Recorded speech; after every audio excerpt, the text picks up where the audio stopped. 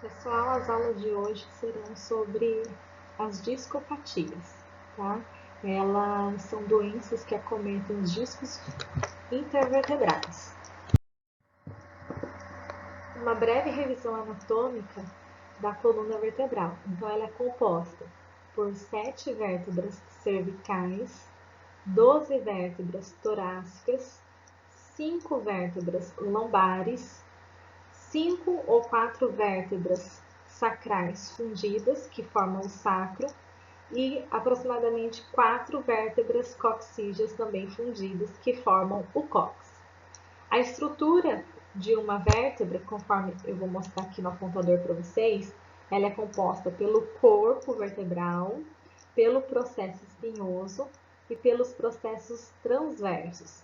E aqui no meio a gente tem o canal medular.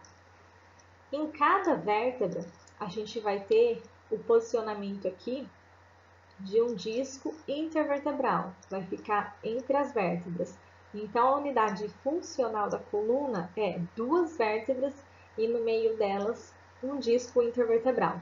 Esse disco ele é formado por um anel fibroso, que é esse aqui ao redor, e um núcleo pulposo, que é uma substância mais gelatinosa.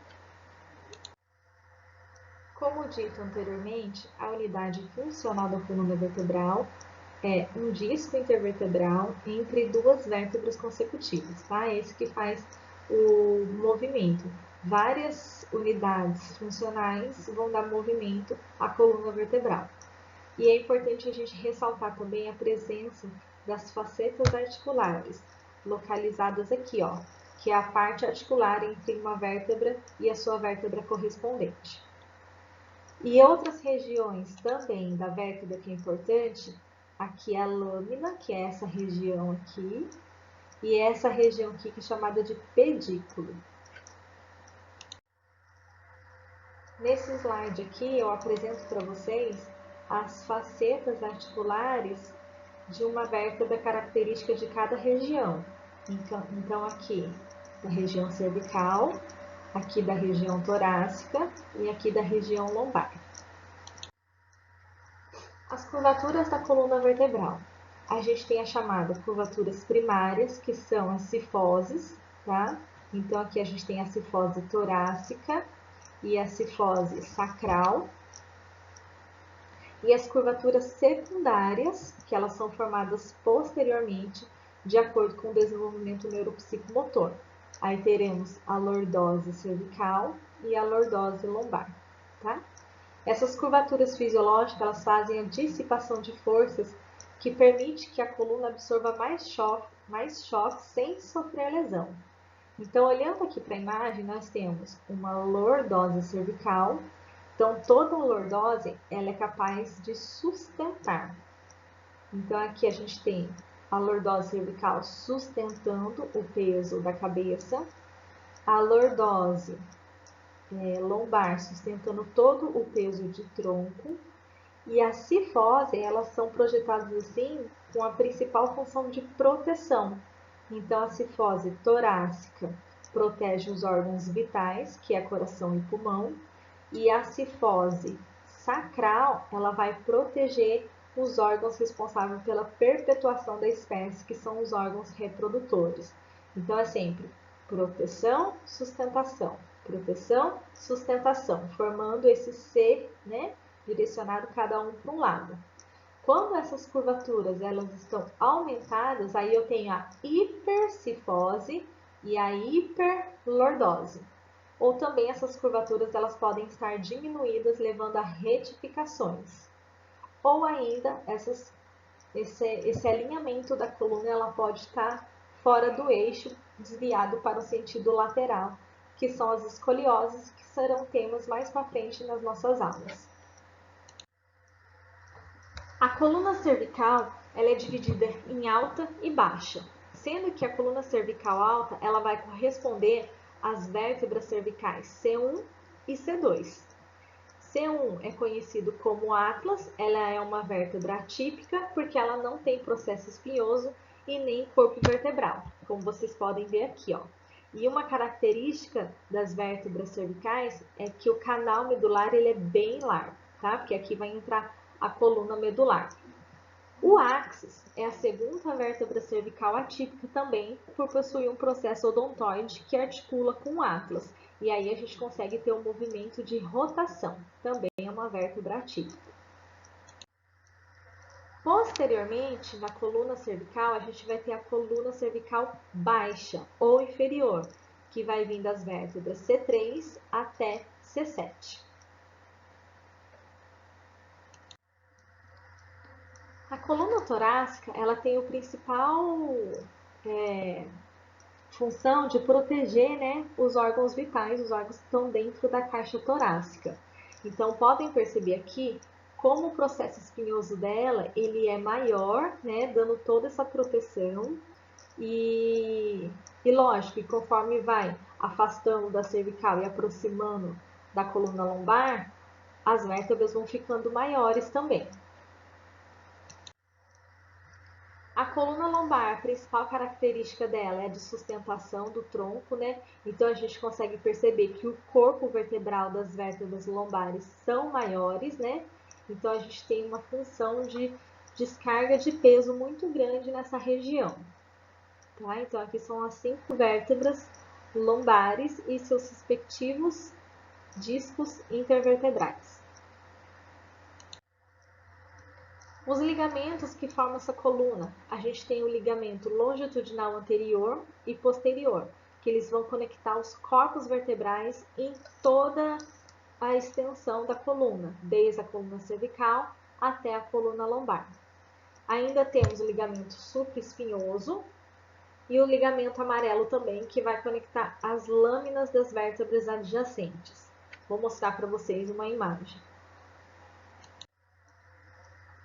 Então aqui, como vocês podem perceber, eu tenho o ligamento longitudinal anterior, o ligamento longitudinal posterior, então eles vão envolver o corpo vertebral.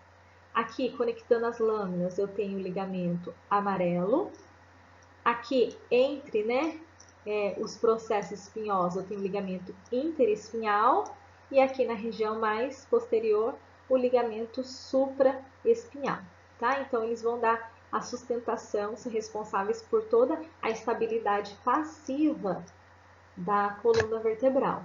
Qualquer mudança do eixo biomecânico da coluna pode forçar alguns desses ligamentos. Os movimentos da coluna vertebral, eles vão acontecer nos 3 planos e eixos, né? Algumas regiões a gente consegue perceber melhor, porém em outras a gente vai apresentar uma hipomobilidade. Então, os movimentos vertebrais, eles vão ocorrer sempre num grande número de segmentos vertebrais. No plano sagital, a gente tem os movimentos de flexão e extensão.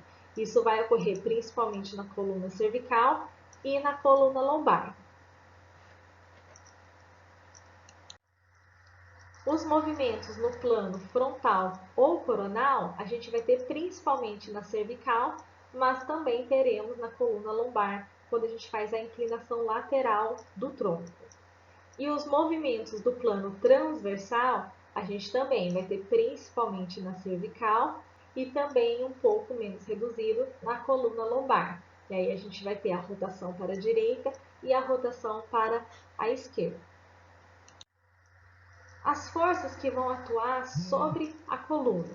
Primeiro, o próprio peso corporal, a tensão ligamentar, a tensão muscular e a pressão intra-abdominal e cargas externas também. Então, todas essas forças elas vão atuar sobre a coluna. Na posição em pé, em ortostatismo, a gente tem o próprio peso corporal, a tensão dos ligamentos e dos músculos. Lembrando que o nosso centro gravitacional ele fica à frente de S2, tá? E exatamente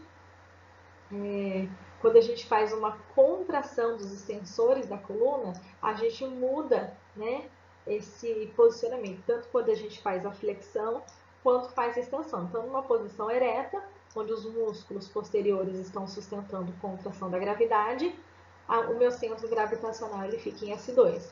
A partir do momento que eu faço uma flexão anterior do tronco, como essa imagem aqui abaixo, o centro gravitacional ele vai se deslocar mais para frente e para compensar, a gente tem uma maior contração da musculatura dos extensores da coluna, dos paravertebrais.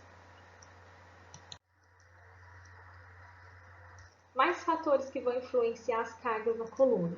Por exemplo, a posição do objeto ao centro de movimento da coluna, o tamanho e a forma desse objeto, o grau de flexão ou de rotação na coluna, e mais adiante para vocês eu vou explicar exatamente o mecanismo de lesão dos discos intervertebrais, e o peso desse objeto, dessa carga.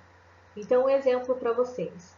Segurar um objeto mais próximo do corpo, isso diminui o momento de inclinação da coluna lombar, porque a distância do centro gravitacional do objeto ao centro de movimento da coluna, ele é minimizado.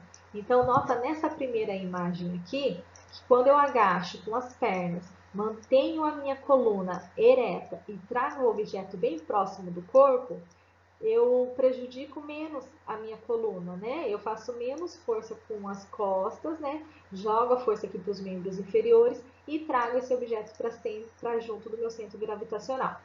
Diferente dessa outra posição aqui, onde o indivíduo ele fez uma flexão do tronco e esse objeto está longe do corpo dele. Então aqui a gente promove mais carga sobre a coluna, tá? Então essa posição aqui é uma posição ergonomicamente incorreta. As forças que atuam sobre a coluna ainda. Quanto maior a velocidade do levantamento, maior a força de compressão e de cisalhamento sobre a coluna, maior é a tensão dos paravertebrais.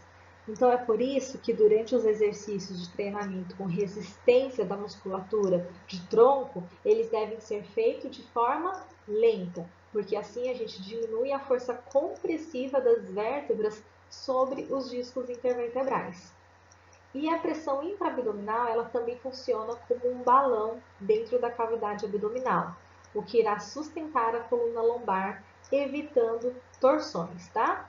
Mas é sempre bom lembrar que quando a gente aumenta a força intraabdominal, a pressão, a gente pode aumentar também a pressão arterial, quando a gente faz a apneia, tá? Então, sempre quando trabalhar algum tipo de exercício, a gente tem que aumentar a pressão intraabdominal, fazendo a contração da musculatura abdominal, mas lembrando de manter a respiração, não fazer apneia, isso é muito importante. Bom, daremos continuidade aos nossos próximos slides no próximo vídeo.